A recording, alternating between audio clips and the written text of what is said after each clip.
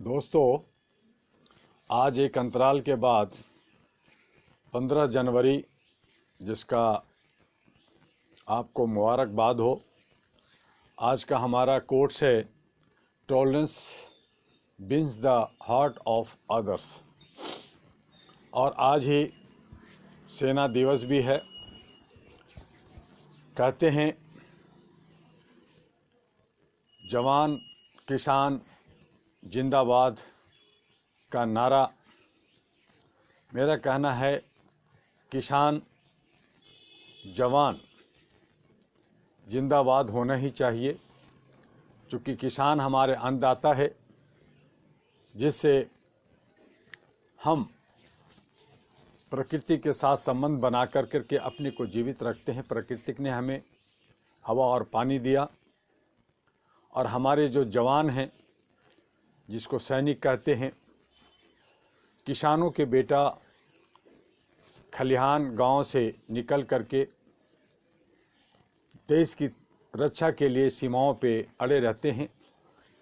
कोई नेता, कोई ब्यूरोक्रेट, कोई न्याय जज जस्टिस का बेटा सेना में नहीं जाता, सैनिक नहीं बनता।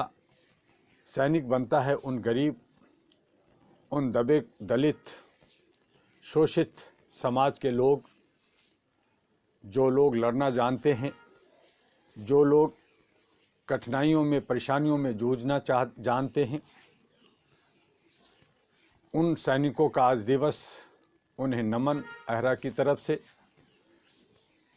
जैसा कि आप जानते हैं कि 11 जनवरी को मैं तेलंगाना निर्मल डिस्ट्रिक्ट भैंसा तालुका और रंगा सेवी, ऐसी जगह सुदूर जंगल, दूर दूर तक कहीं पानी नहीं, सड़क नहीं, बीहड़ जगह, तेलंगाना और महाराष्ट्र का बॉर्डर, सीमाएं लगी हुई, जहां के लोग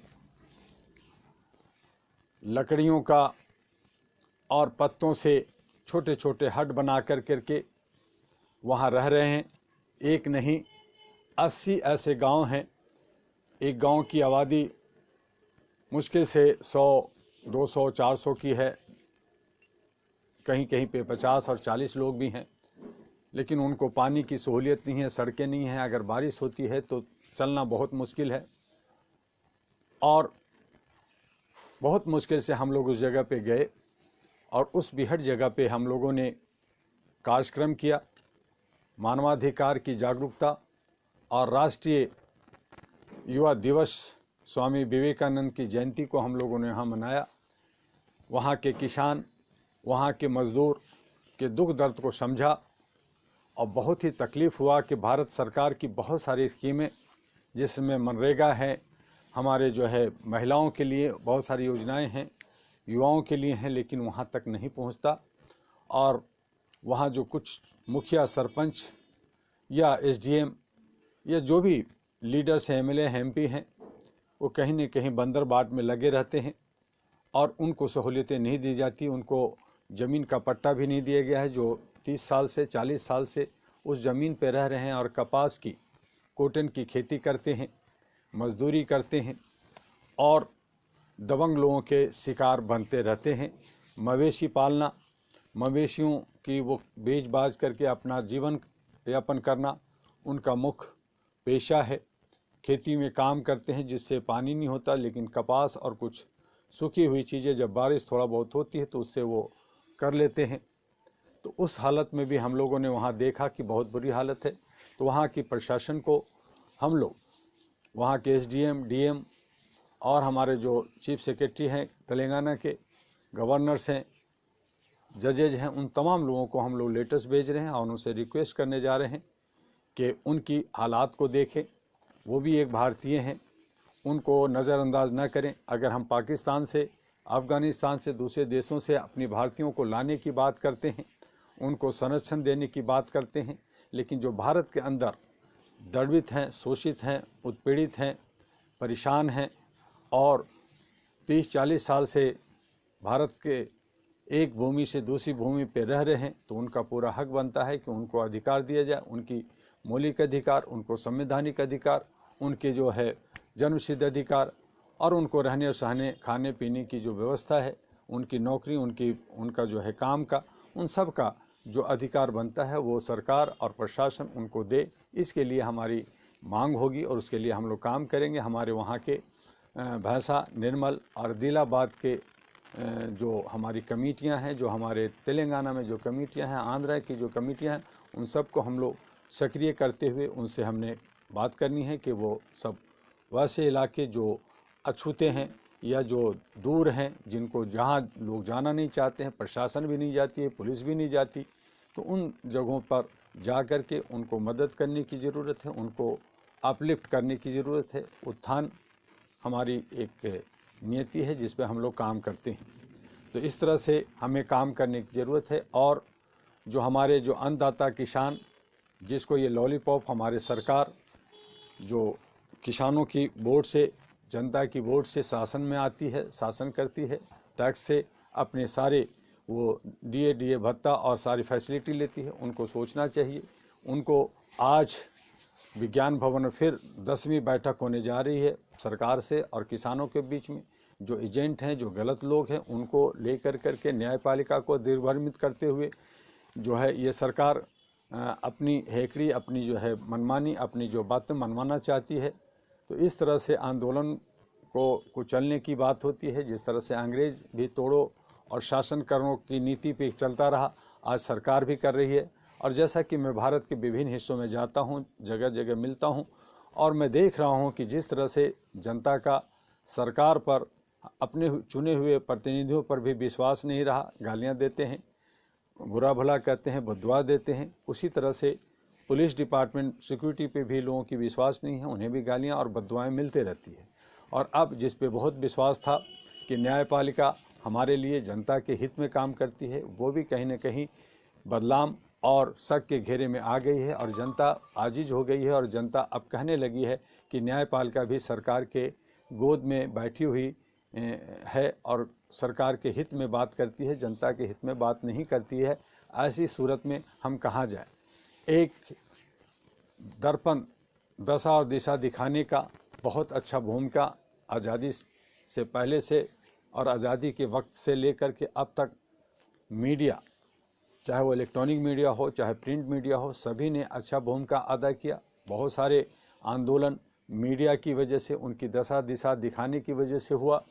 लेकिन आज की जो मीडिया है, जो खास करके इलेक्ट्रॉनिक मीडिया है, चंद मीडिया, बहुत सभी को नहीं कह सकते कि बहुत सारे लोग अपने ज़मीन को नहीं बेचा है, बहुत अच्छा काम कर रहे हैं, अच्छा वो लिखते हैं। कई लोग जहां देखते हैं कि मैं कहीं दब रहा हूं, कल भी तो यही हो रहा है, ड्रामा साला।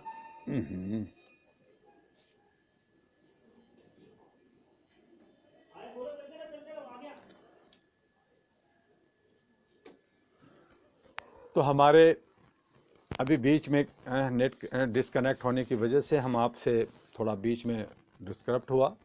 मैं ये कहना चाहता हूँ कि आज जो हमारे न्यायपालिका है, जिस पे अभी हमारा जनता का कुछ विश्वास बना हुआ है, उसे बनाए रखने के लिए न्यायपालिका के अंदर जो जस्टिस हैं, जजेज हैं, जो कानूनविद हैं, उनको सोचना चाहिए कि ये जो न्यायपालिका बनी थी जनता के हित के लिए बनी थी, और ये भी एक सोसाइटी है, सिविल सोसाइटी है, अथॉरिटी है, और इसे आज़ादी के साथ और बहुत ही स्वतंत्र रूप से अपने विवेक को जगाते हुए जनहित में काम करना चाहिए। और जो हमारी मीडिया है, खास करके इलेक्ट्रॉनिक मीडिया, जो गोद मीडिया बन गई है या पेड मीडिया बन गई है या सरकार के पिछलग्गू बन गई है, उन्हें सोचना चाहिए। और जो लोग कॉरपोरेट हाउस मीडिया को खरीद लिए हैं, अपने हाथों में ले लिए हैं, उनका विरोध भी होना चाहिए। और जो ज़मीर नहीं बेचा है, जो हमारे रिपोर्टर्स हैं, जो नौकरी के लिए, अपने पैसे के लिए, अपने परिवार चलाने के लिए काम करते हैं, उन्हें भी विरोध करना चाहिए कि ऐसी मीडिया को हम साथ नहीं देंगे जो जनता का नहीं है, जो दशा और दिशा दिखाने के लिए काम नहीं करता है, बल्कि दिग्भ्रमित करता है और सरकार के पछलग्गू बनता है। सरकार अगर सुशासन लाती है, सरकार अगर अच्छा काम करती है, तो उसमें कोई बुराई नहीं है कि सरकार अच्छी करती है, उनको काम करना चाहिए। और सरकार जहां अगर जनता के हित में काम करे, जनता के लिए करे, तो मैं नहीं समझता कि उन्हें सिक्योरिटी भी रखने की ज़रूरत है।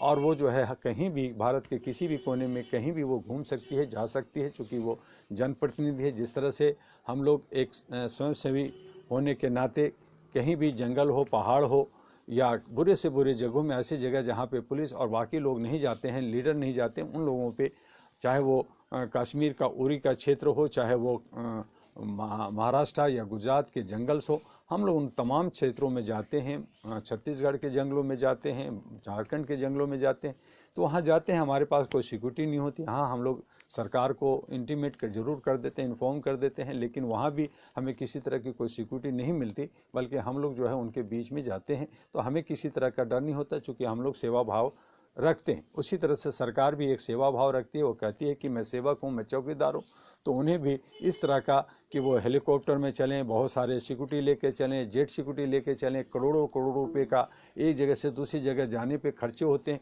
तो ये सब पैसे क्या वो अपनी सैलरी का पैसा खर्च करते हैं? ये सारे के सारे जनता का टैक्स जो होता है, जनता की गाड़ी कमाई का होता है, वही खर्च होते हैं। तो इस तरह से बचाव होनी चाहिए।